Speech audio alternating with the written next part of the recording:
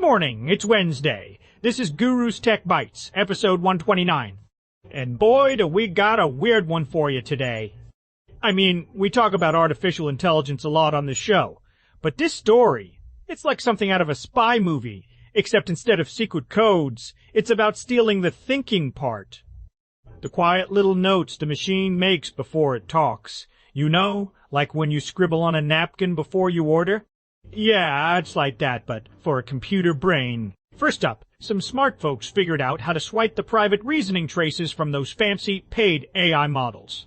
You know, the ones you gotta subscribe to? They're not stealing the answers, no sir. They're grabbing the behind-the-scenes scratch pad, the chain of thought. Second, we got some genuinely good news for a change, and it ain't about robots. England is on the verge of wiping out hepatitis C. Can you believe that? A whole disease. Gone. They used to think it was a lifelong sentence. But with these new miracle pills and a massive push to test everybody, they're talking about being one of the first countries on Earth to just end it. Third, let's get a little philosophical on you. There's this idea floating around that compression is prediction.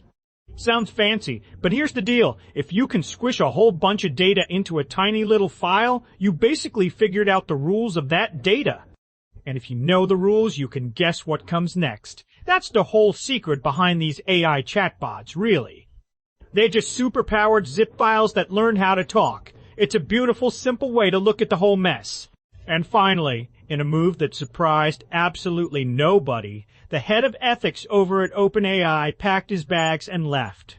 Less than a year on the job. I mean, you gotta wonder what he saw in those board meetings that made him say, "Nope, I'm out." It's like hiring a lifeguard and then telling him the pool is full of sharks. It's a real head-scratcher, but it sure makes for good gossip in the tech world. Huh, okay, that's something. That's your Daily Bite. Have a great day. Until next time.